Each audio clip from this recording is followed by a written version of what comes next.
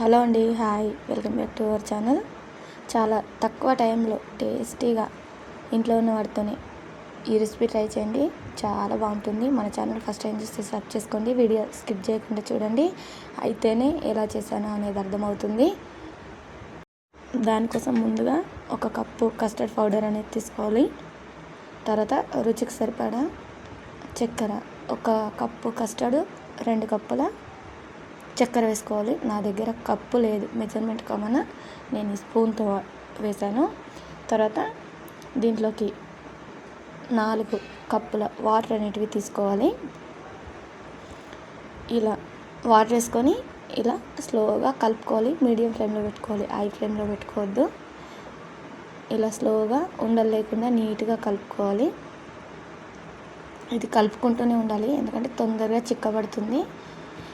ఇలా స్లోగా కలుపుకొని ఇలా మొత్తం ఉండలు లేకుండా అయిపోయిన తర్వాత ఒక 2 మినిట్స్ అట్లా ఒకసారి వదిలేయాలి. తర్వాత ఇది చిక్కబడుతూ ఇలా గట్టి అవుతుంది చూడండి. ఇలా అవుతున్నప్పుడు కలుపుతూనే ఉండాలి. ఇలా చాలా మంచి రెసిపీ అండి. నేను ఫస్ట్ టైం ట్రై చేసిన, టేస్ట్ అయితే చాలా బాగుంది. ఇలా చిక్కబడుతున్నప్పుడు ఇలా కలుపుకోవాలి. కలుపుకుంటూ ఉండగా ఇలా వచ్చిన తర్వాత దీంట్లోకి ఒక టీ స్పూన్ నెయ్యి అనేది వేసుకోవాలి. నెయ్యి వేసి మళ్ళీ ఒకసారి మొత్తం కలిసేటట్లు ఇలా కలుపుకోవాలి. ఇలా కలుపుకొని ఒక 2 మినిట్స్ మళ్ళీ సేమ్ ప్రాసెస్లో ఇలానే కలుపుకొని మళ్ళీ ఒక స్పూన్ నెయ్యి వేసి కలుపుకోవాలి. ఇలా చిక్కబడుతూ ఇలా ప్యాన్ నుండి సపరేట్ అవుతుంది. తర్వాత ఇది మంచిగా కలర్ చేంజ్ అవుతుంది, మంచిగా వాసన అనేది వస్తుంది. మంచిగా ఇలా ఫ్రై చేసుకొని దీన్ని అడుగంటకుండా తిప్పుతూనే ఉండాలి. తర్వాత ఇలా ఫ్యాన్ నుండి సపరేట్ అవుతున్నప్పుడు దీన్ని స్టవ్ ఆఫ్ చేసి పక్కన పెట్టేసేయాలి. తర్వాత ఒకటి చిన్న బౌల్ ఉంటే చిన్నది తీసుకోండి. నా దగ్గర చిన్నది లేదు కాబట్టి నేను ఈ సైజు అనేది తీసుకున్నాను. దీంట్లోకి కొద్దిగా నెయ్యి వేసుకొని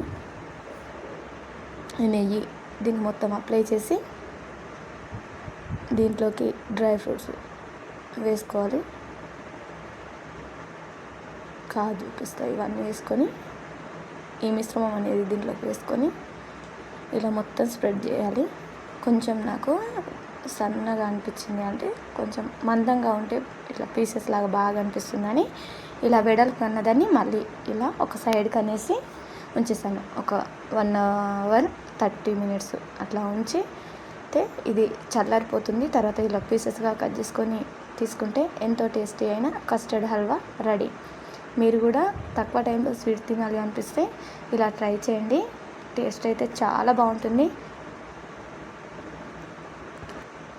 ఇది ఎలా ఉందో కామెంట్లో చెప్పండి. మీ ఫ్రెండ్స్ అండ్ ఫ్యామిలీకి ఈ వీడియో షేర్ చేయండి. ఇలాంటి సింపుల్ రెసిపీ కోసం మన ఛానల్ సబ్స్క్రైబ్ చేసుకోండి.